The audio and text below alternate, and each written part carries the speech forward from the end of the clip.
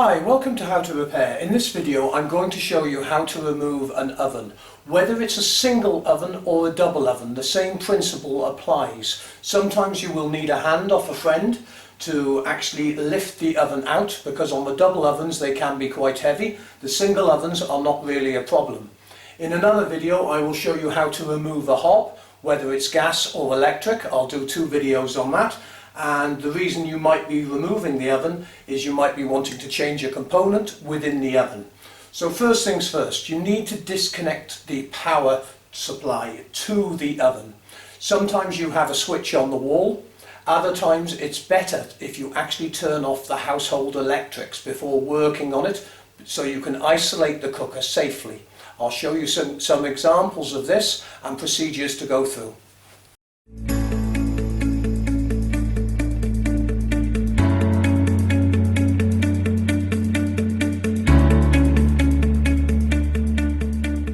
So the first thing you need to do is disconnect the power from the electrical supply. Once the power is disconnected, you are then able to remove the cooker safely from the unit and get it out, whether you're actually doing an element change or changing a thermostat or just needing to get the oven out to replace it. The principle is all the same. There are a couple of ways which you can actually disconnect the power. If you have a socket or a switch in another cupboard which controls the oven, you're able to disconnect this. Some switches do not disconnect the neutral. So therefore sometimes it is better for you to actually turn the electrical power off to the cooker on the fuse board and to also turn the RCD off, so you're disconnecting the neutral circuit as well as the live circuit. Because some switches only disconnect the live circuit, the neutral still may have current. So once it's disconnected, you're able to open the door, and normally on single ovens there will either be two screws on either side fitted into the housing. They can be at top or bottom. On double ovens you may have one screw in the grill on either side and one screw in the oven. Sometimes there are six. Undo the screws from both sides. These screws actually go into the woodwork on the housing. Once you can feel that the oven is loose, shut the door back up. Now I suggest you always put something in front of the cooker at roughly the right height for the cooker. The reason I suggest this is sometimes these cookers have been fitted with the cable too short. So rather than trying to lift it out and find out you're struggling with the cable too short, it's better to slide the cooker out onto an item, just a box at the same size, and then you're able to turn the cooker round. Now there are two devices I always recommend, apart from having a multimeter, which is a normal way of checking if you've got electrical supply. These test boy sticks are very useful. All they are is a simple reader of current, if current is present. Now I've plugged the cooker back in for you to see, but if you touch the cable, just lift the cable up so you can see, it indicates that power is present, therefore it's not safe to work on. The other type is a plug checking. This checks that the live, neutral and earth is present and sockets are wired up correctly. These are also very useful devices for having round the household for testing sockets. Sometimes the earth wire can become loose or broken, and this will test all the sockets. I'll put links to these on the website for you, but very, very useful tools to have. And as you can see, at the moment we have power. I will disconnect the power from the cooker again, and that is now safe. There is no current coming through that. So now we've got it disconnected, we can slide the cooker out. Now on some cookers the electrics may be built into a connection point in the wall. If this is the case, you will need to access the connection block at the back of the cooker. Straightforward, normally a cover holding it in place. And at this point you can see the electrics here. But before touching the electrics, it is always worth doing a double check to make sure no current is present. So with the multimeter, just go across the live and neutral, and there is no current present. So now we can actually disconnect the wiring. There's a live, a neutral and an earth.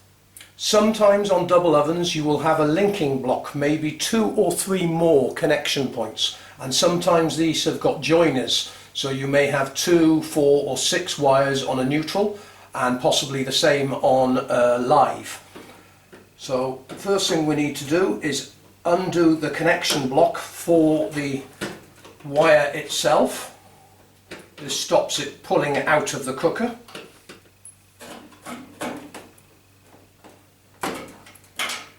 Be careful of the edges, these are usually razor sharp. Once that's disconnected, you're able to undo the connectors on the wires. I normally put these in on the left hand side of the screw because when you're tightening them up they actually pull into the cooker rather than you putting them on the right hand side, so when you do the screw up it seems to be pushing it away. So that's always a very good technique. That's disconnected, ready to either install your new cooker or to actually repair the existing cooker. So reconnecting the cooker after you've done the work on it, bring up your power supply.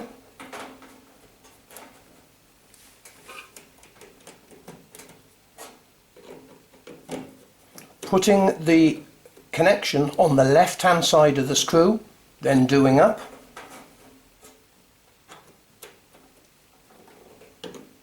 They're normally lettered or numbered on some cookers, but there's normally a wiring diagram showing you. On this cooker there's not, but there's clearly states L, N and the earth symbol.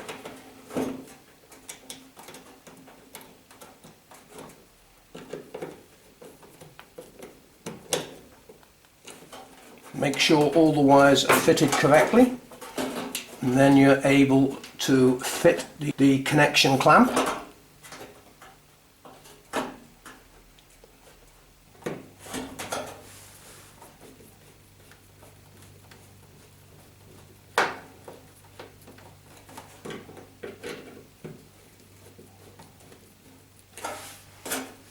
That's all connected. Now we can put the back cover on.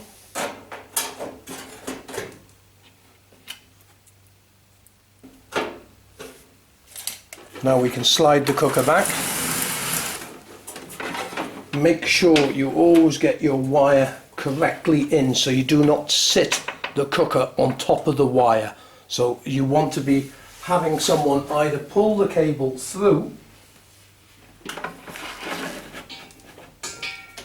or just as you slide the cooker in, make sure the cable is going to go backwards nicely. Carefully get the cooker up onto its housing and slide it back, and make sure you go round to the other side and pull the cable through as well to make sure that it's not trapped. Slide the cooker into place, get it into the correct location, and then you'll be able to match up the screw holes.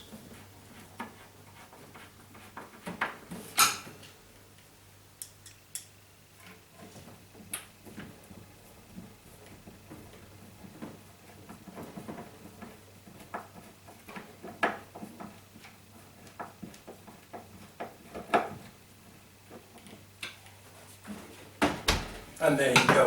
Now you're ready to connect the cooker back up to the main supply. Once you've reconnected the electricity, do remember to always set the timer to manual and make sure that the time is set correctly and that you're not on automatic. If you are on automatic, you may have a problem where you come to turn the oven on and nothing's working. This is because it's on the auto timer function, so do check your manual and make sure that that's all correct. I hope you found this video helpful.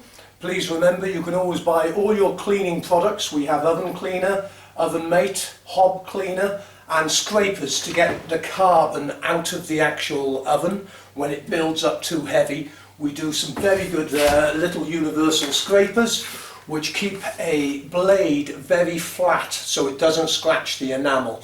Very useful for cleaning your actual cooker.